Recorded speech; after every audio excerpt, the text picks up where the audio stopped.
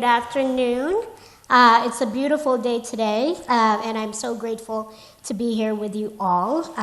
Thank you so much to SAMCEDA for inviting me to be here and for kickstarting this amazing lineup of speakers that we have today.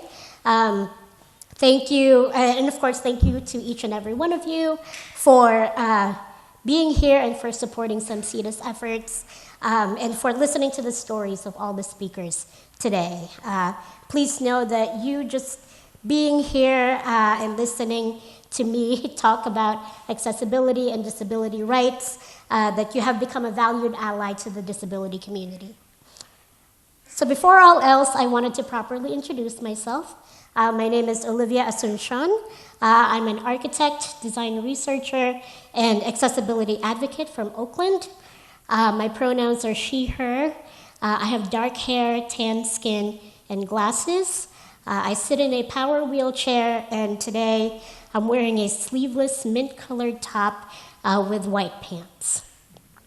Now I want you to think about what happened just now. As part of my introduction, I went and I took the time to describe myself, described how I looked, described what I was wearing. While most of you can see those attributes already, hopefully, about 5% of the US population might not have been able to because of some form of vision-related disability. So what happened just now, what I just did is I took a simple 10 seconds out of my speech to make it just a little bit more inclusive. Now, we as a society have been making a lot of progress in fighting for inclusion, diversity, and equity. And there has been a real shift in how we view and act on the differences in the human experiences, especially when it comes to race, ethnicities, nationalities, gender, sexual orientations.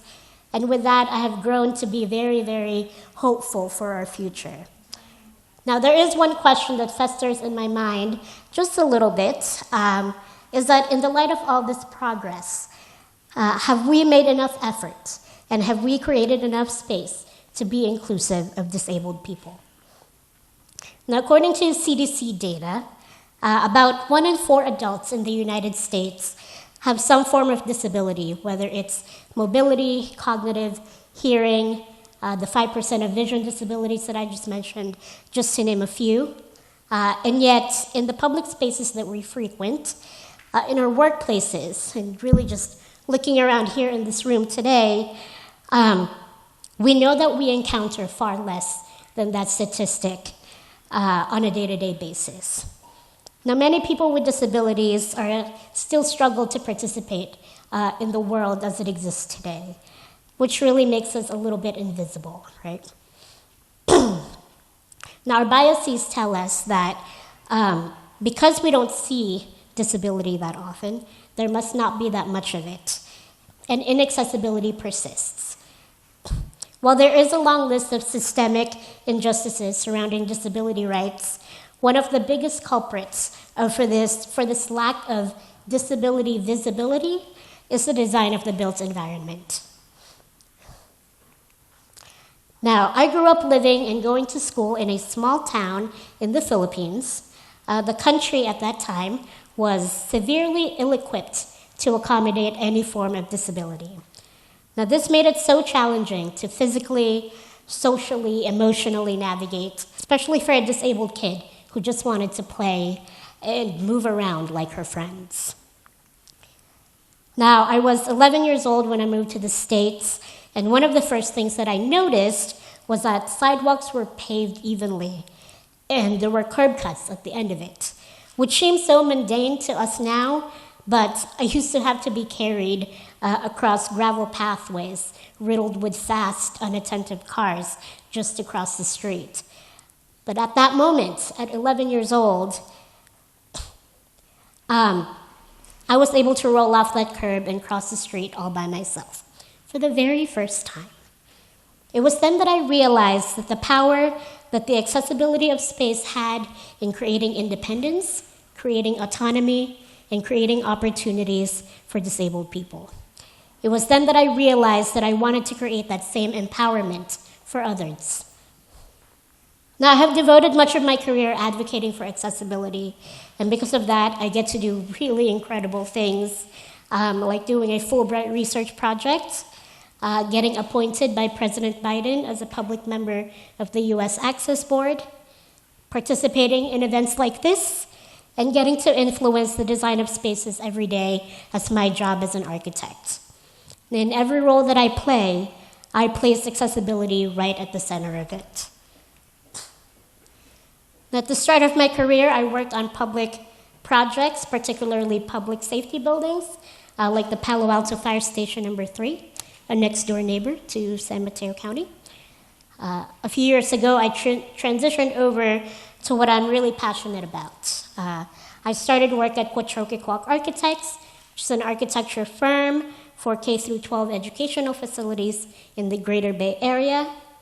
And what I really appreciate about working on schools is that it's an opportunity to invest in an inclusive foundation for young people.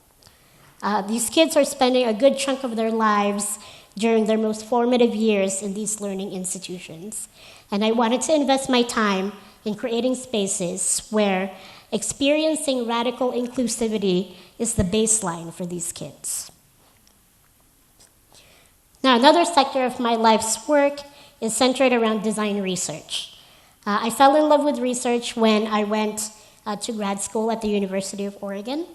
I worked on projects that assessed accessibility, or in many cases, inaccessibility of fire and life safety codes. And I have been working with University of Oregon professors on a post-occupancy evaluation of the Ed Roberts campus, which is a 2-story universally designed building in Berkeley. Y'all should check it out. They house several disability organizations and services. But the most fulfilling project of them all was my Fulbright research project, where I went back to the Philippines to experience how accessibility has changed, particularly in elementary schools. Now, in the 20-plus years that I had been away, several legislations were passed defining inclusive education and requiring accessibility in public education. But what I have unfortunately discovered is that despite these accessibility codes, enforcement was almost non-existent. I consistently ran into glaring issues that inhibited the safety, independence, and quality learning of disabled students. But what I also learned is that there are schools, special shout out to Cavite Institute, that so desperately wanted to serve and accommodate their disabled students. While they did not have the knowledge or the expertise to make their school fully accessible, they tried anyway. While their work was not technically to code, they achieved accessibility and inclusivity solely from their commitment and dedication to do what's right. They understood the influence that accessibility had on the education of disabled students. And all of that was enough evidence to conclude that accessibility has never been a code or legislative issue. It has always been a human rights and human needs issue. Now, I have been blessed in the last few years that organizations like the American Institute of Architects, the Smithsonian Institute, the Co-Design Collaborative, and today SAMCEDA have helped me build a platform to talk to like-minded individuals like yourselves about my work and its importance.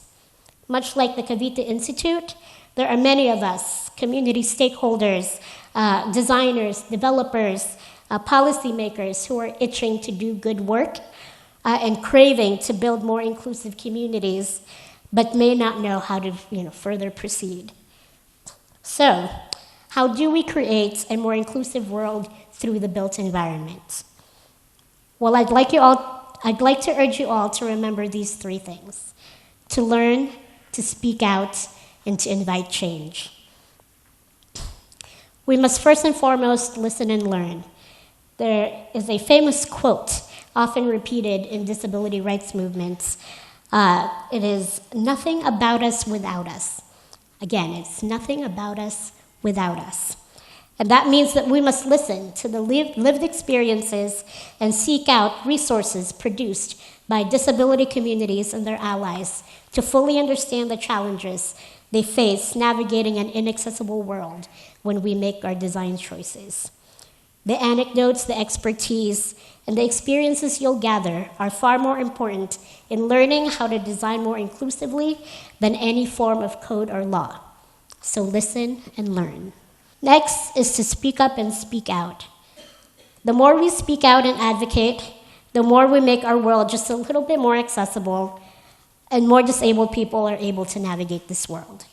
And with more disability visibility, we learn even more about the challenges they face, and we create a whole new generation of accessibility advocates that will put us closer to becoming fully inclusive.